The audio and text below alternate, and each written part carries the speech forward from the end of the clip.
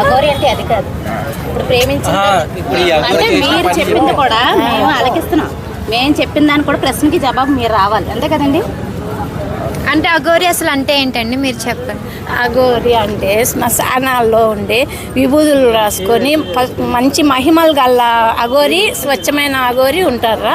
ఇతను నకిలీ అఘోరి కదా, ఏదో ఫ్రాడ్ చేయడానికి అమ్మాయిల్ని తీసుకెళ్ళి ఏదో చేస్తూ నేను అఘోరిని, నేను మాతని అని చెప్పుకుంటూ తిరుగుతున్నారు, ఫ్రాడ్ చేస్తున్నాడు అతను. అఘోరీలు వాళ్ళు అనేది ఎప్పుడు శివుడి జపంతో వాళ్ళు ఉంటారు, వాళ్ళ దగ్గర మహిమలు ఉంటాయి, వాళ్ళు ఇబ్బంది లేదు. పెళ్లి చేసుకోవచ్చు అసలు అఘోరీలు? చేసుకోకూడదు.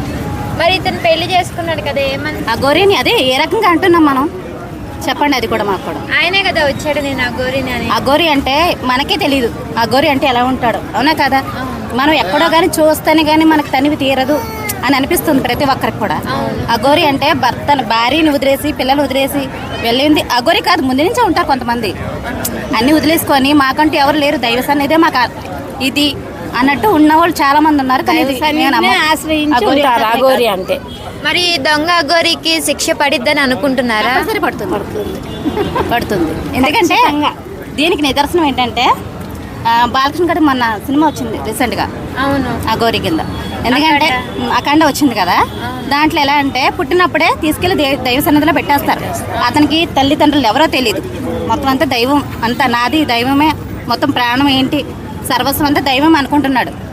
అలాంటప్పుడు లాస్ట్లో పాప వచ్చి నేను మన ఫ్యామిలీ కదా వచ్చే బాబాయ్ అని అడిగింది. బాబాయ్ కావచ్చు, పెద్దను కావచ్చు, కానీ ఒకటి అతను ఆ ధర్మానికి వ్యతిరేకంగా వెళ్ళలేదు, కట్టుబడి కదా ధర్మానికి కట్టుబడి.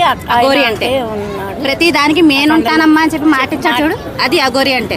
ప్రతిది కూడా నేను అఘోరినని నేను బూడిద పుస్తకం తిరిగేస్తాను, అది కాదు అఘోరి అంటే. ప్రతి ఒక్కరికి కూడా నేనున్నానని సమాధానం చెప్పినాడు అఘోరి. ఇతనికి అంటే మళ్ళీ బెయిల్ పైన బయటకు వస్తే మళ్ళీ నేను అఘోరిని, నేను సనాతన ధర్మాన్ని కాపాడుతానని తిరిగితే మానవత్వం లేదా ఎవరికి? మానవత్వం ఉంది కదా, నువ్వు అఘోరి ఏంటని చెప్పి చూపించండి.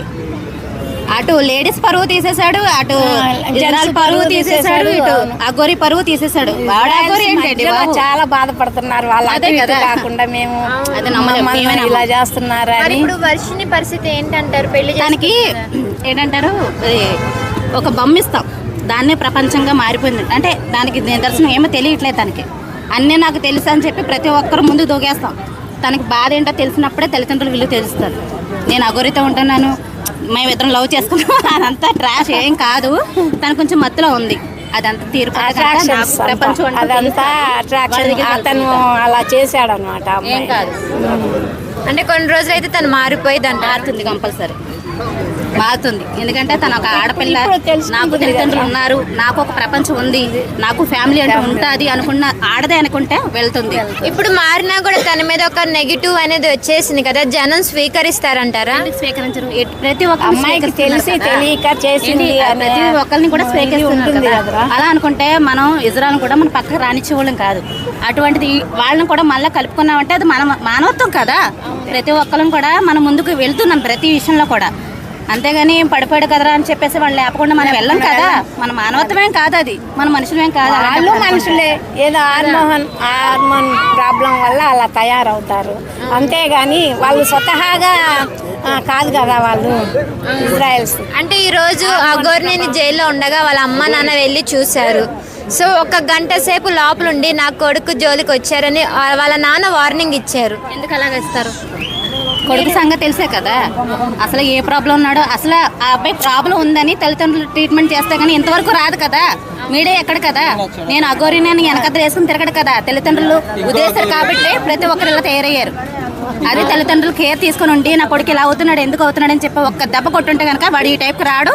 మనం ప్రెస్ మీట్ కూడా పెట్టుకోం వాడి కోసం. వాడు ఏమన్నా పెద్ద మినిస్టరా, వాడి కోసం మాట్లాడుకోవడానికి మనం ఏమన్నా మనకేమన్నా ఏంటంటారు పని పట్ల తిరుగుతున్నావా? వాడి పని చేశాడు కాబట్టి మనకి కోపం వస్తుంది కాబట్టి మనం వాడి కోసం మాట్లాడుతున్నాం. అసలు వాడు ఎవడని బయటకు పెట్టండి. అసలు వాళ్ళు నిజంగా అఘోరీలు అయితే వాళ్ళే వస్తారు కిందకి.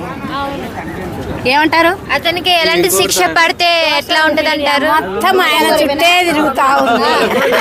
చెప్పు, ఇట్లా చెబుతున్నాడు. ఇట్లా అఘోర్ అంటే మనకి అఘోర్ అంటే చాలా అఘోర్ అవ్వాలి మనం. నేను దేవుడి భక్తుడు. నేను అఘోర కాదు, అఘోర అంటే నరమాసం తినేస్తారు. అఘోరికి ఎలాంటి శిక్ష పడితే మంచిది అంటారు మీరు? వాడికి లైఫ్లో శిక్ష అంటూ ఏది లేదు. ఎందుకంటారా, ప్రతిదీ అనుభవించాడు. ఏంటంటే వాడు తెలుసుకున్నదే శిక్ష అవుతుంది. ప్రతి ఒక్కరు కూడా వాడు కాస్త చూపే వాడికి శిక్ష. వాడు అనిపించింది ఏం అనిపిస్తాడో నాకు తెలియదు, కానీ ఆయన తల్లిదండ్రులు బట్టి ఒక రకంగా చూస్తారు కదమ్మా, ఈసడించుకున్నట్టు చూస్తారు అతన్ని. అదే ఆయనకు పెద్ద శిక్ష. ఇంకా ఆయనకు మళ్ళీ శిక్ష వేయాల్సిన అవసరమే లేదు. కాదు మేము మాట్లాడడానికి కూడా. ఎందుకంటే ప్రతిదీ కూడా ఆలోచించండి. ప్రతి ఒక్కరు కూడా పిల్లల దగ్గర కేర్ తీసుకోండి. అబ్బాయి ఏం చేస్తున్నాడు, ఏంటి, ఎటువంటి పరిస్థితులకు వెళ్తున్నాడు అని మనం తీసుకుంటే కనుక కంపల్సరీ ఇటువంటి పరిస్థితులకు ఎవరు రారు. ఒక అమ్మాయి జీవితం కూడా నాశనం కాదు. ఏంటంటే మనం ఒకటి ఆలోచించాలి. అమ్మాయి సరే లైఫ్ స్పాయిల్ అయిపోయింది కదా ఇప్పుడు. మనం వెళ్తున్న తప్పుదారా అని చెప్పి మగాడు కాదు, మగాడు కాదు మాట ఎప్పుడు ఉంటుంది ఆ అమ్మాయికి. పాపం అమ్మాయి లైఫ్ స్పాయిల్ చేసుకుంది ఫస్ట్ ఆఫ్ ఆల్. తెలిసి తెలియక అమ్మాయి పాపం. ఎవరి కోసం తప్పుగా మాట్లాడితే క్షమించండి. ఎందుకంటే ఇది మనం తెలుసుకోవడానికి మీరు అడిగింది కూడా ప్రతిదీ కూడా తెలుసుకోండి. ఎందుకంటే మాలో ఉన్నది కూడా మీరు తెలుసుకోవాలి. ఏ అఘోరి కానీ చెప్పాలంటే అఘోర అయితే ఇక్కడ ఎందుకు ఉండాలా, హిమాలయాలో ఉండాలా? అవును కరెక్టే. కాశీకి వెళ్ళినప్పుడు అక్కడ మణికర్ణిక ఘాట్ దగ్గర చూసాం కదా. అంటే మనం అక్కడికి వెళ్తేనే వాళ్ళంటే తెలిసింది మనకి. అవునా, ప్రతిది కూడా వాళ్ళ జపంలో ఉంటేనే గానీ పలానా వాళ్ళు ఉన్నారబ్బా అని చెప్పి మనకి ఒక తాట రాదు. ఎందుకంటే వాళ్ళు ఎక్కడ ఉంటారు, ఎలా ఉంటారు, ఏం తింటారు, గాలేసి ఇచ్చేస్తారు, భోజనం కూడా చేయరు అన్న మూమెంట్ లో ఉన్నవాడు అఘోరి అవుతాడు. ఇలా పక్కన పెట్టుకుని ఒక అమ్మని నేను ఆధారా అన్నవాడు ఎవడు అఘోరి కాదు. పాటలు కూడా చాలా మంది పక్క అది నేను అఘోరిని అంటావా, నేను అసలు ఒప్పుకోనండి. అఘోరి అన్నాడా వాడు పగిలిపోద్ది మళ్ళీ. అక్క చెప్పింది పగిలిపోతా. అసలైన అఘోరి కాదు. ఎందుకంటే నేను ప్రతిది కూడా న్యాయంగా ధర్మంగా మాట్లాడతాను. ఎందుకంటే దైవం కోసం ప్రతి ఒక్కరికి తెలిసిందే. ఇది దైవం లేనిది ఎవడు లేడు ఇక్కడ, అంతే కదా. ఒక దెబ్బ తగిలితే అమ్మ అంటాం, కానీ అమ్మనిచ్చింది కూడా దైవమే. ఆడు దైవాన్నే దూషించాడు. వాడికి చెప్పులు తెయ్యండి, దొరికాడు అనుకో.